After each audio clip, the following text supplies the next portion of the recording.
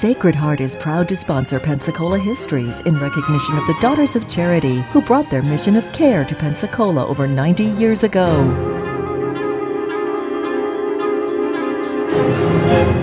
Hello and welcome to our continuing series of stories on Pensacola, Florida, the first place city in North America.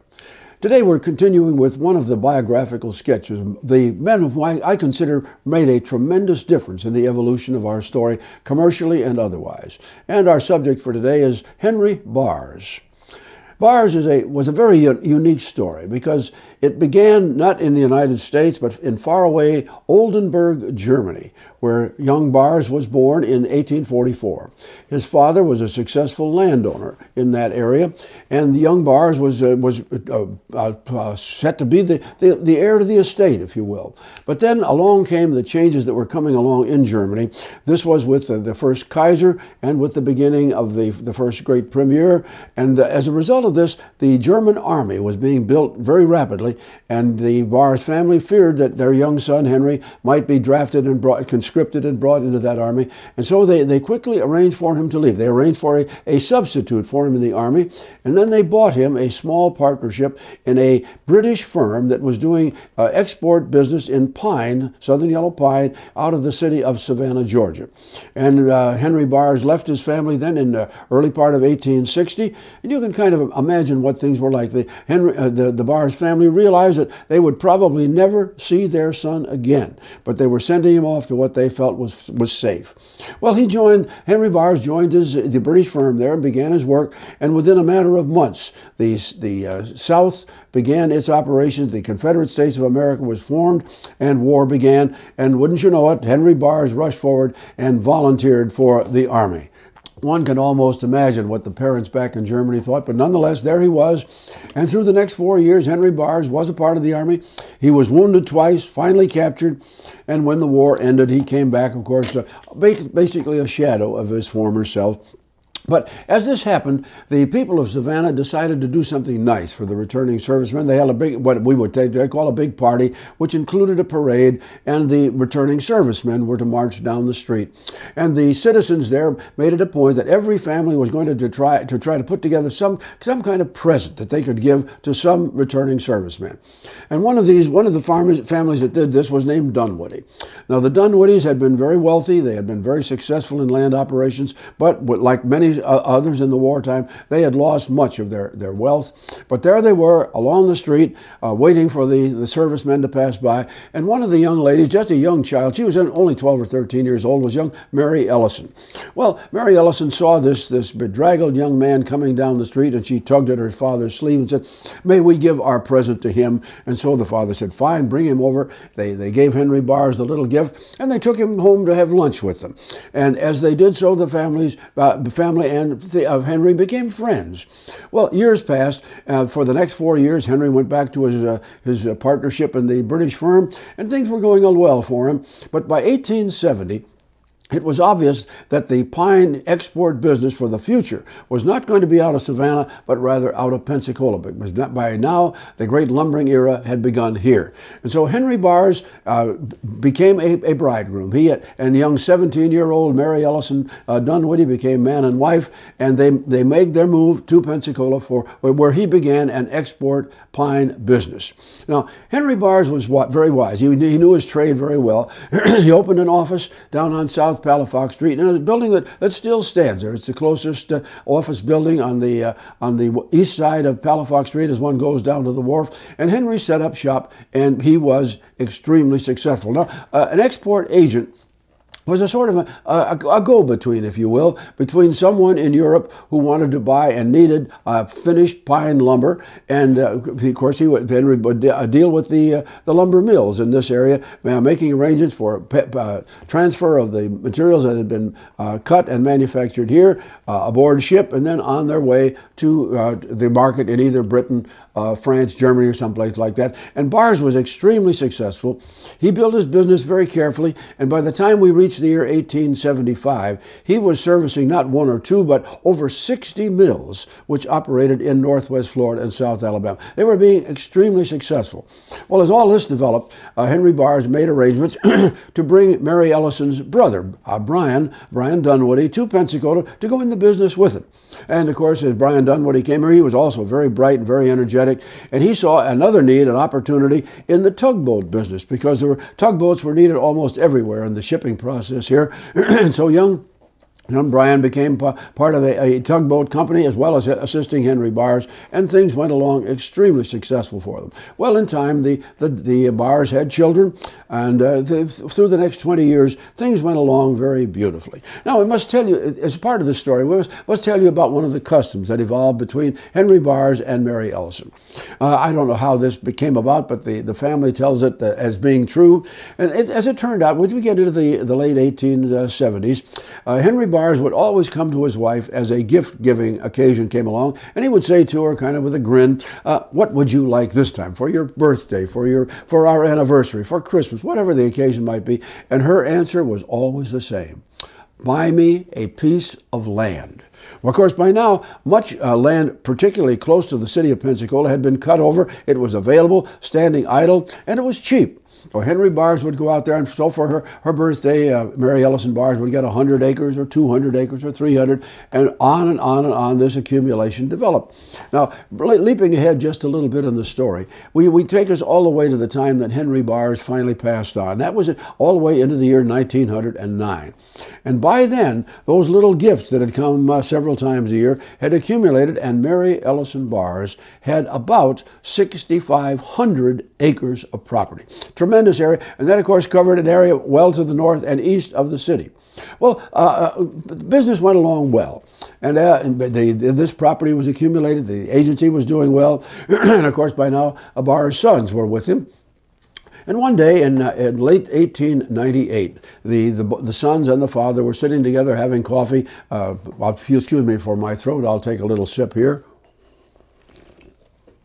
And that morning they were reading the paper, and there was a story which young Theo Baars caught. And he said, listen to this. Listen to what the government has done now.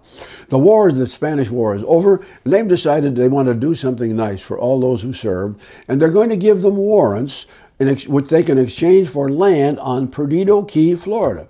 Well, his brother looked at him, and his father too, and he said, why in the world would they do that? Why would someone in Wisconsin or Maine or Indiana want property on Perdido Key? Well, there isn't a tree, there isn't a road, there isn't a dock, there's nothing there. And young Theo said, that's right. Let's take a look at this and see if this might be an opportunity. And it was. So very quickly, they obtained a roster of all the men who had served in the Spanish War. They opened 3 checking accounts, if you will, and hired 3 young men and sent them out to make contacts with the servicemen who were receiving these warrants. And they literally, if we talked in today's parlance, we would say that they bought the property on the balance of a few pennies on the dollar. And when the Baars family was finished, they owned 13,500 acres of all of the eastern end of Perdido Key. A tremendous buy. Now, of course, they had to sit on that and pay taxes and gain no profit from it for many years. But when the time came, oh my, beginning in the 1970s, those who live in this area will recognize Perdido Key suddenly exploded as a vacation spa and also as a residential area. And of course, those who owned the land, of course, were the ones who profited. Well, now, taking the story forward a little bit, but you get into the early part of the 1900s, and Mary Ellison Baars had a dream. She, of course, had acquired a great deal of property, much of which was around Bayou Tahar, particularly on the east side. And Mary Ellison had made a lot of friends up in the Detroit area, and she had a dream. She said, wouldn't it be nice if we shared this wonderful area that we have down in there for winter living and develop what we would today in the 21st century would call a condominium complex? And she said, wouldn't it be nice if we built some very beautiful houses here, right near the bayou, have a wonderful gated entrance with trees parading the people in, and it make this a wonderful vacation home. And so they began to plan for it. Now, the Baars had vacationed abroad a number of times by now, and one of the places that they had enjoyed the most was Cordoba in Spain. So they decided they were going to name this new area Cordova Park. And they made all the plans. They had the beautiful drawings made. They had the literature printed, ready for the development of this Cordova Park area. These houses, by the way, were about 4,000 square feet, and along with them was going to be a clubhouse and a boathouse, all the nice things that would go with it. And the plan went forward, and then, of course, along came the panic of 1907, and the idea just absolutely folded, and nothing remained of the idea, except in the course of getting ready, Mr. Henry Baars had planted a double row of trees along what is now 12th Avenue. So when one drives out to the north and drives toward the airport, drives along just before we come to the Cordova, or to the Bayou Tahar Bridge, there indeed are the trees that were planted, which for what would have been this wonderful winter estate. Well, as all of this continues, of course, Henry Baars remains successful, and by the time he died in 1909, the family had accumulated all this property. And one of the first things, of course, that his mother and his two sons decided to do was to begin to develop the area that we now call East Hill. Now, to do that, of course, was difficult. They had all this property. It had been pretty well cut over. They could clean it up. But getting people out there to see it made it difficult, because there were basically very few passable streets, and we were just then getting into the automobile era. So they had a dream, and they carried it out. By then, of course, our Pensacola streetcar system up and down Palafox and the adjacent streets was a primary mode of transport. So, what the Baars did was to work with the transit company to arrange for the building of another streetcar segment, which went right out into the area of East Hill. And using that method, of course, people could come and see the properties, and they did. And basically, people began to buy and to build homes. One thing we want to remember on that as well, as they did this, as they were putting all of this together, they were concentrating a good bit on Bayou Tahar, which back in those days, by the way, was called Lake Tahar. And they wanted to have people have access to it, because it's such a beautiful place to live. And one of the streets that was put through first was right up to basically to the bayou. And Henry, I can just visualize John and Theo Baars standing there looking at this and say, what do we name this street? Well, they looked out and said, well, we can look right out on the lake. Why don't we call this Lakeview? And as a consequence, they named that east-west street Lakeview Avenue, and it is still Lakeview. And people still wonder, where was the lake? Well, basically, it was because they called the bayou back then, they called it a lake rather than a bayou. Well, we come into the period of the late period of the years right after World War II, and of course now with the expansion of population, people were beginning to move into the areas which the Baars family had, and they began to sell off the property which Mary Ellison Baars had collected. And if you look at that today, well, you can get an idea of how successful all of this was, because on that property we have East Pensacola Heights, the Pensacola Municipal Airport, we have the Pensacola Junior College, and many of the first-class subdivisions, including the Cordova Park area itself, all came from that land which was accumulated by the Baars family as gifts to Mrs. Baars for the various celebrations each year. Well, Henry Baars and the family that followed, of course, have been very generous with their property. They've made gifts to all kinds of organizations that have needed it to put together things like junior achievement and baseball fields, and of course the major malls, two major malls are on that property too, and the negotiation between the family and the mall owners, the Simon brothers, have made it possible for Pensacola to have first-class facilities there. So we look back on Henry Baars, a man who was born in Germany, fled to this country as the German army was organizing itself in 1860, became an agent in Savannah, then he moved to Pensacola with his bride in 1870, and from that point on, I guess we can say, well, the rest is history. He was a very successful man, a very generous man, and I think we could also say that he taught some lessons to his family members to do good things for the community and also to do good things for the family. And so that is the story of Henry Baars, one of our true founding people of the late 19th and early 20th century who really made a difference in Pensacola.